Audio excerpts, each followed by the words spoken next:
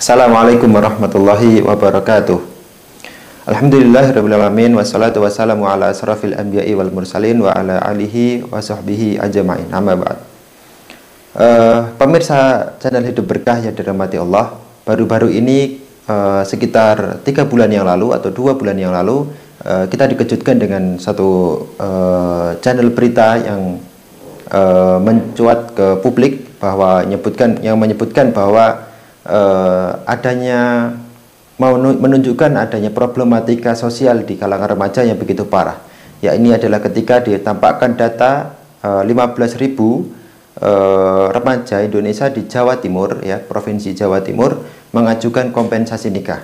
Kalau kita melihat dari channel berita CNN Indonesia menyebutkan bahwa dari 15.000 remaja tersebut yang mengajukan kompensasi nikah, 80%-nya dipastikan positif hamil. Artinya ada sekitar 12.000-13.000 remaja yang telah hamil mengajukan kompensasi nikah sepanjang 2022. Nah, kondisi ini menggambarkan bagaimana terpuruknya pemikiran daripada remaja kita, generasi muda kita. Yang kedua, kita bicara juga tidak hanya sekedar dari segi sosial, kita bicara dari segi ekonomi, bahwa masyarakat kita hari ini mengalami angka kemiskinan yang mendekati 10% dari populasi. Hal itu menunjukkan bahwa sejatinya masyarakat kita bukanlah masyarakat yang bisa dikategorikan sebagai masyarakat yang sejahtera. Apalagi kalau kita melihat indeks ketimpangan sosial juga sangat tinggi. Artinya yang kaya semakin menjauh naik ke atas dan yang miskin tetap stuck berada di posisi bawah. Di masalah politik gitu ya, kita hari ini juga digonjang-ganjingkan dengan berita korupsi yang di mana-mana, yang mencuat kabar kemarin misalkan ada potensi penyalahgunaan uang di Kementerian Keuangan sebesar 300 triliun kurang lebih rupiah. Hal tersebut juga menunjukkan bahwa problematika di bidang politik sosial kita mengalami problematika begitu parah, ekonomi kita mengalami problematika begitu parah, kemudian politik juga mengalami hal yang demikian. Di dalam dunia internasional kita juga tidak punya suara yang kuat.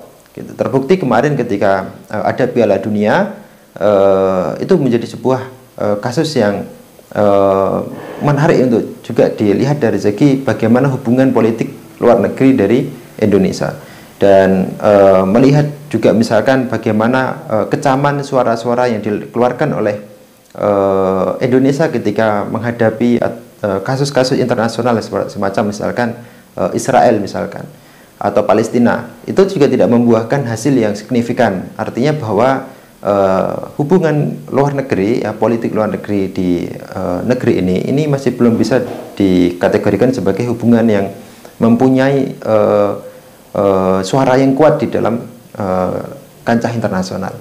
Nah, pemirsa sekalian, saya ingin menunjukkan bahwa sebenarnya beberapa hal tadi yang ingin saya sampaikan di awal itu adalah menunjukkan hari ini kita berada di fase di mana fase yang kalau bisa kita sebut sebagai fase keterpurukan gitu, yaitu keterpurukan sistem masyarakat, di mana dari segala macam segi bidang cabang kehidupan mengalami perkembangan atau kondisi yang sifatnya negatif.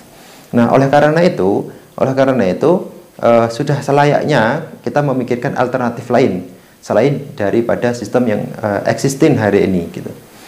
Sistem apakah itu? Maka kita bisa melihat sebenarnya sepanjang sejarah kita memakai pendekatan empiris saja, bahwa selama 1200 tahun ada satu sistem yang mampu memimpin dunia, dan sistem tersebut terbukti, sudah teruji gitu kan, sudah eksis selama 12 abad sampai 13 abad. Sistem apakah itu? Itu adalah sistem Islam.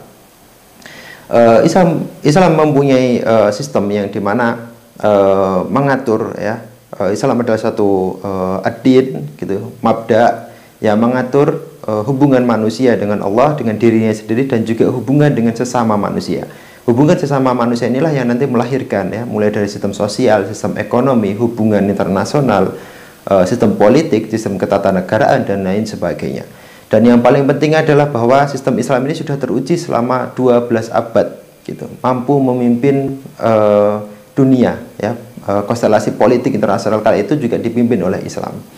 Jadi sudah selayaknya lah kita hari ini melirik sistem yang lain, dan tidak ada satupun sistem yang terbukti mampu memimpin dunia dan membuat rakyatnya keluar dari dunia yang gelap menuju kepada cahaya, ya, ini adalah kesejahteraan yang ingin dicapai oleh masyarakat dan impian semua masyarakat selain dari sistem Islam. Bahkan hari ini ketika masyarakat bias dengan peradaban Barat pun, ternyata Barat tidak bisa menjadi percontohan yang bisa dikatakan sebagai role model untuk berkembang menuju apa yang disebut sebagai good government misalkan, atau kesejahteraan sosial misalkan. Hari ini Barat juga mengalami hal yang sama, atau negara-negara maju yang lain misalkan, seperti contoh misalkan Jepang. Jepang kita tahu bahwa punya kemajuan teknologi yang begitu luar biasa. Namun sisi lain mereka punya problematika yang begitu parah di bagian sosial. Mereka mengalami namanya resesi seks. Bahkan angka penurunan setahun terakhir ini, atau satu dekade 10 tahun terakhir ini, Jepang menempati penurunan penduduk masyarakatnya, warganya itu terbesar nomor 2 di seluruh dunia. Jadi sistem sosial Jepang, bahkan pemerintah mereka mengatakan negara ini mengalami krisis sosial, gitu.